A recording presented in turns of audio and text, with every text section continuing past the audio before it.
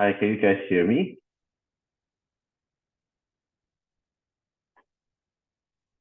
Okay, cool. That's great. How's everyone feeling? A very good evening to all of you guys. Thanks for tuning in. I think it's been quite a fruitful day for you guys, I hope. So I shall begin in a couple of minutes more. Let's just see if anybody is coming in. Oh, my face is hard to see. Is it the lighting? I think let me just switch voices. Okay, maybe this is better. You guys can see me? There we go. Okay, I think everybody's nearly here. Hi from Seattle, Lisa. So before I begin, of course, I would like to thank the team from Tiny House, Zach especially, and the whole team for inviting me for this little chat to give a little bit of perspective from tiny house fanatics from the other way across the globe. My name is Jeff. I am the co-founder of Big Tiny and Tiny Away. And I'm actually doing this right now from Singapore, where it is 5 a.m. in the morning. So I hope I don't sound too nasal. Okay. And I think you guys probably learned quite a lot about tiny houses for the past 2 days on the seminar itself. So today I hope to offer a little bit of a different kind of perspective on the usage of tiny houses, which is basically using tiny houses for short-term, sustainable travel option. Okay, so without further ado, you're welcome. I think it's okay for getting up early and sharing this knowledge with you guys. I'm pumped up. So usually people will go through an agenda, but you can see my slides a little bit different. There are many different pictures which represent different memories of different milestones of Big Tiny, and of course our tiny house journey itself. So let's go. Okay, so basically, Big Tiny was started by my two partners and myself all the way back in 2017. When we first started this whole business, it was much because we love the concept of actually staying very close to nature. As you can see in the picture in my background slide, this is not a stock photo. This is actually one of the tiny houses that we have deployed in Australia. If I'm not wrong, this is down in Victoria. And this is one of our very early tiny house models where we actually love how we could be so close to nature, and yet be living in something that is still very much comfortable, something that has all the creature comforts that we are accustomed to.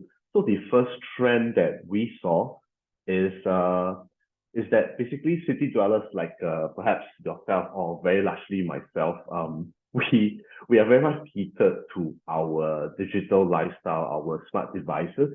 So we really see the need to escape and disconnect from all this digital laden lifestyle, as we call it. So this was one of the very personal pain points because I myself I have 3 kids. So in Singapore, there's a lot. People usually have 1 kid or none. In Singapore, I have 3. They are very much always glued to their smartphones, their iPads, and everything.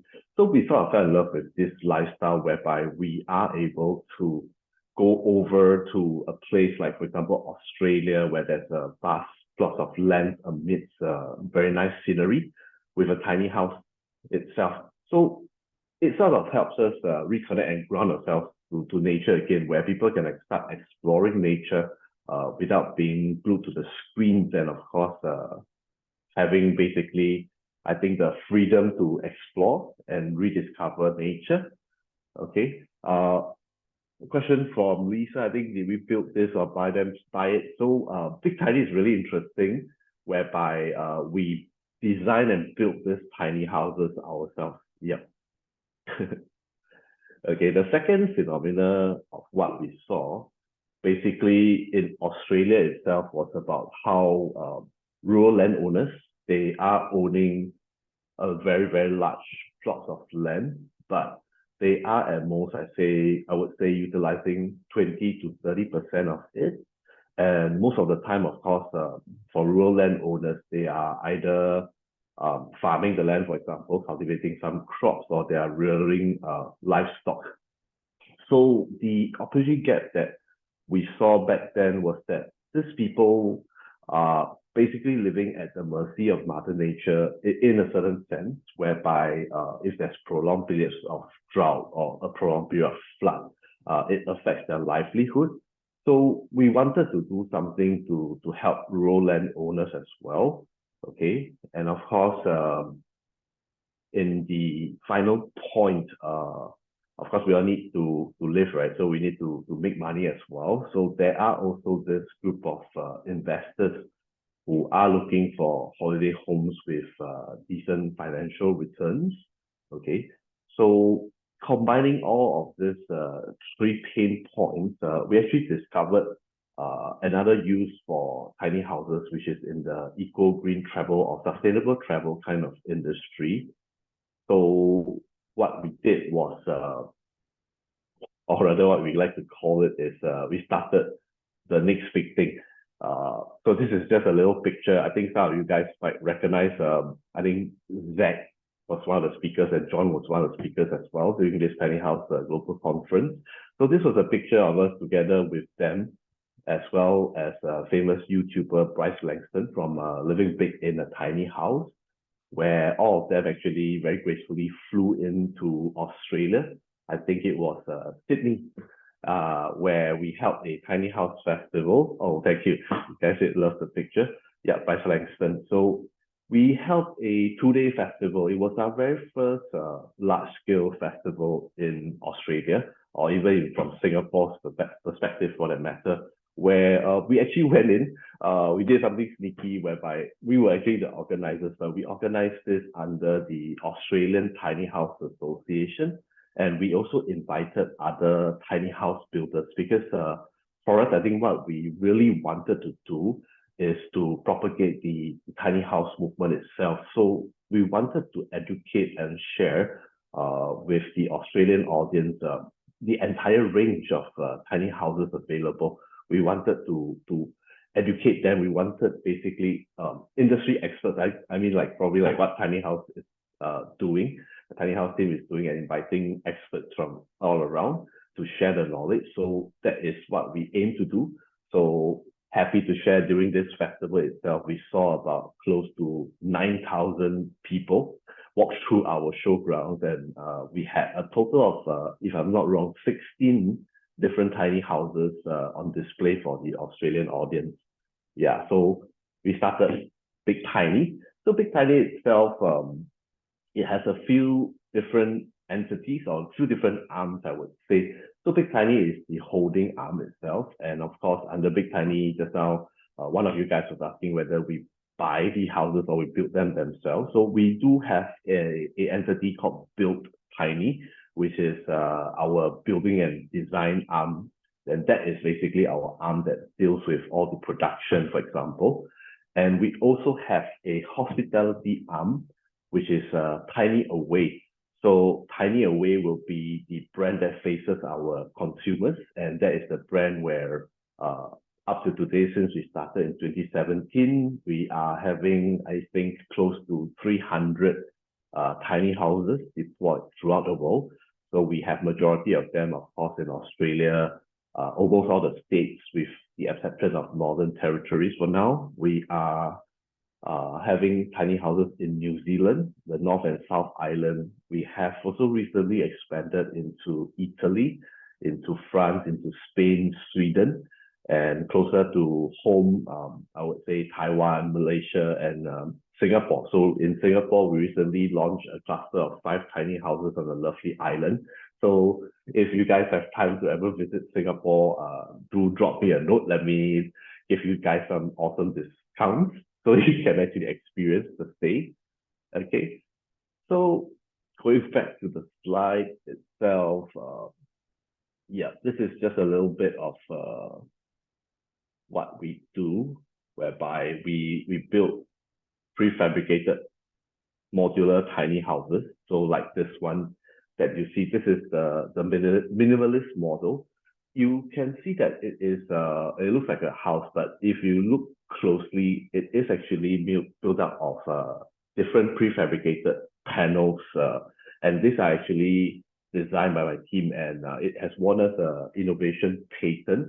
So think of it, I would say, like a huge Lego creator set, because the panels are fixed width is 1.1 meter in width. The height is fully customizable, and there's a total of 11 different designs that you can choose from, of course, ranging from the full floor to ceiling height glass panels to a full metal panel to a medium-sized window. So anything that you can think of, basically the design of the tiny house will only be limited by your creativity, because if you want a bigger tiny house, you can just have more panels sideways or widthwise, or if you want it to be smaller, yeah, it could be even like a 1.1 meter by 1.1 meter tiny house.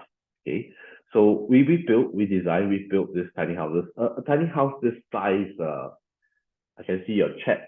Basically, maybe any of you guys want to hazard a guess how long it takes to assemble a tiny house that is of this size. Let's see if we have some answers from the people here. Do you think that this tiny house takes 3 weeks to assemble?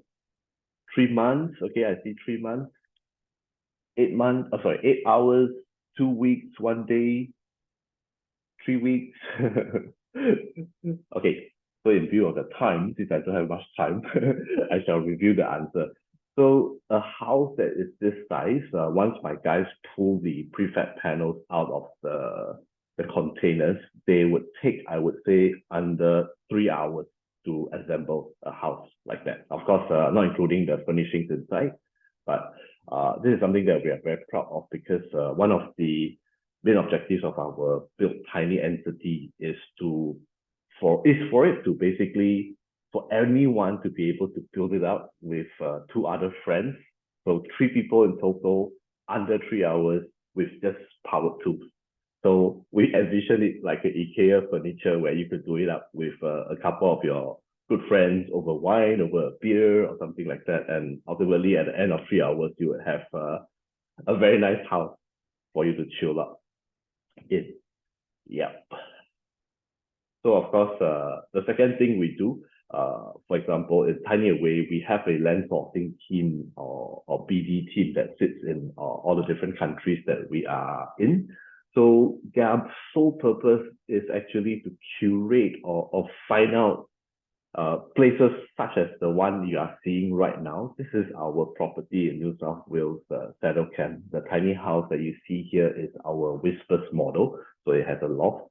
So for them themselves, when we identify land plots where we place our tiny houses on for rental out to travelers or interstate travelers or international tourists, we typically look out for a few things. Number one, of course, is that there must be amazing scenery around the place where we're about to place our tiny houses on.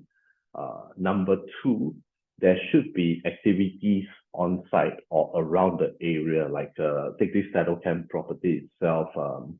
In this property, our guests can actually look forward to learning how to ride a horse.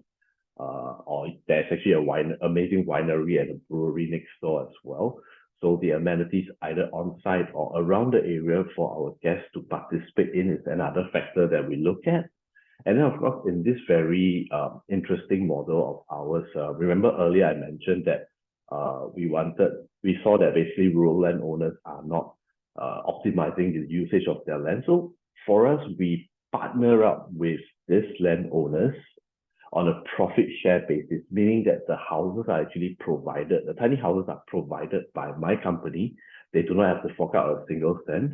They just have to let us know where we can place the tiny houses on, and then basically they are entitled up to 45% profit share in this partnership. Of course, that brings us to the another point on the list of criteria, which is that, of course, the land host must be a very sociable and friendly person, because ultimately they will be the ones that are helping us to welcome our guests to check into the tiny house itself.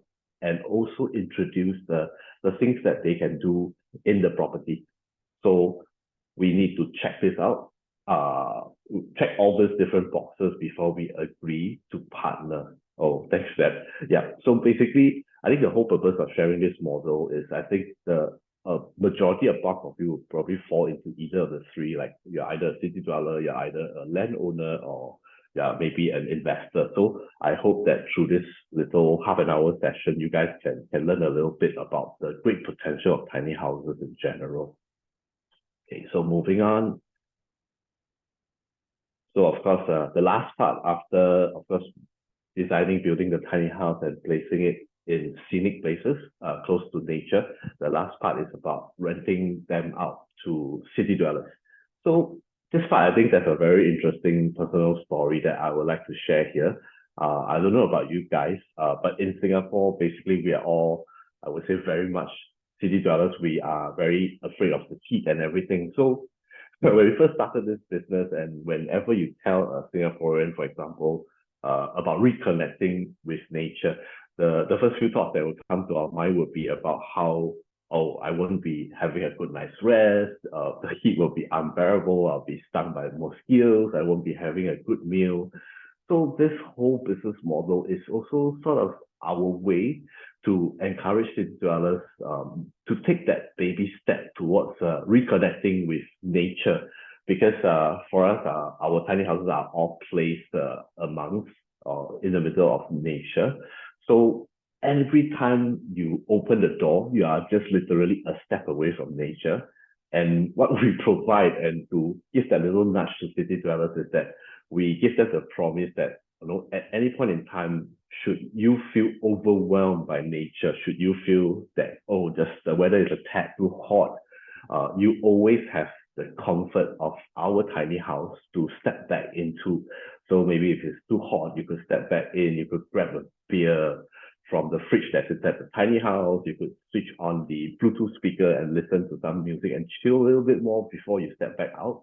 So for us, I think there is still quite a lot remaining to change about Singaporeans and nature, but what we hope to achieve through our business model is to really, really push them in little baby steps. Of course, not one step and then really being a nature lover and all, but to slowly nudge them into rediscovering the joys of being in nature, but of course with a very good thing to fall back on, which is actually the tiny house, the concept of a tiny house. Yeah, so we have the partnership program. Thanks, Brad, for sharing the links. You can take a look if you guys want. We are not in the United States yet, but definitely this is something that we are going to explore, because past few years we have been expanding quite a bit. So we will be, of course, checking out any other countries that have the potential to do this. Yeah. So basically, I think COVID itself is a very interesting phenomena.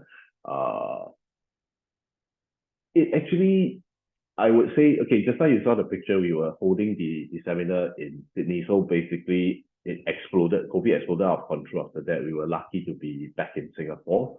I'm conscious of the time, I have 5 more minutes here. So COVID is interesting in the sense that it sort of accelerated the movement for us, because we were seeing increasing occupancy rates in Australia, where we are mainly operating in. But COVID itself, what happened was after the restrictions were sort of lifted, we actually saw a 600% increase in the number of bookings of our tiny houses, because I think this largely has to do with the new trend in terms of the tiny house movement or traveling itself, where people are looking at actually escaping or traveling to places where there's lower human density, where it is in large open spaces, and where I would say it's close to nature. So our tiny house offerings actually tie in very well and check all those boxes. Yeah. So with our business solution or our business model, basically city dwellers get to be charged when traveling. Our land partners are empowered, and they get rewarded as well, and of course investors get return. And of course, all this is while we are protecting the nature, which is the beauty of the tiny house movement, right? Because our tiny houses are all built on wheels, so we are free to move them around. They are mobile. We do not have to cut down trees. So we are also, in a way, protecting the environment. Yeah. Cost of tiny houses, I think is about, we have various models. I think it's starting from 90,000 Singapore dollars, which is probably about 60 to 70 US. Investors wise, currently we are opening it up to anyone. Yeah. So if you have any questions about the investment side of the house, feel free to drop me an email. It's jeff@bigtiny.com.sg. Okay, because for us, I think we really want to spread this out. In terms of the returns, just a quick glimpse is we actually our clients have been getting between 8 to 10% per annum. Yeah. So in terms of tiny away, our offering is actually affordable night stays, about Aussie 199 per night. All our tiny houses are also about 3 hours away from the city maximum, and then it's close to nature.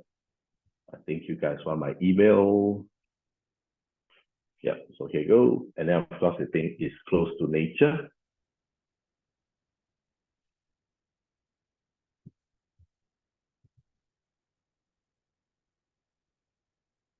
And of course, I think in terms of market response, we have seen 500% growth. I've shared that earlier.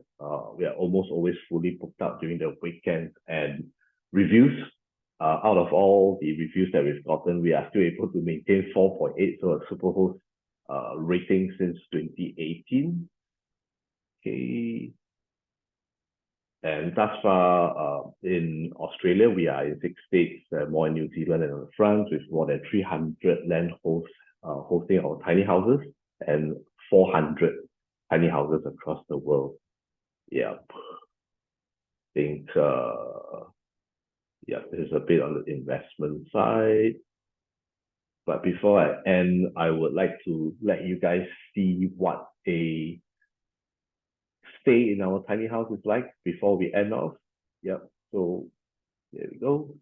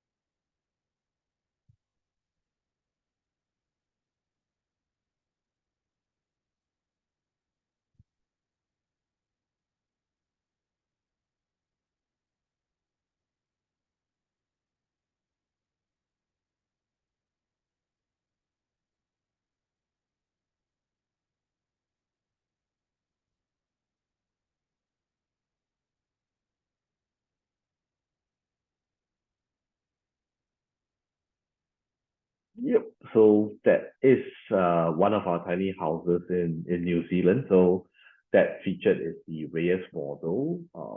I think yeah, that's about it. I would like to end this presentation on this slide. So if you guys have any questions at all with regards to this, feel free to reach out to me. I don't think. Let me just check the chat.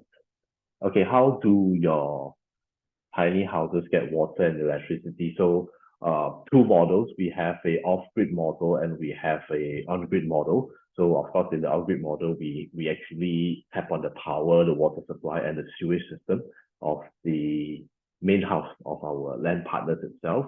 If it's off-grid, we do supply our tiny houses with solar panels, portable septic tank, portable water tank. So I guess that's always the beauty of the tiny house movement itself. Yeah. Let me see that I miss any questions. Yeah, we use composting toilets as well, especially for our land partners who are cultivating crops. Houses built on site or brought in wheels. Most of them are actually brought in wheels. So how it works is that the panels are flat packed and then shipped out from my factory in Malaysia. Once it reaches Australia, it goes into my assembly factories in Australia throughout the different states, and then they get assembled on site. The certified plumbers, builders, and electricians get to work assembling it.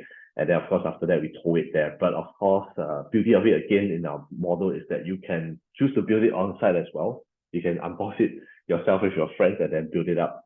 Yep. So any hosting sites in Canada? Not yet, but US and Canada definitely is on our radar. So hope to bring it to you guys soon.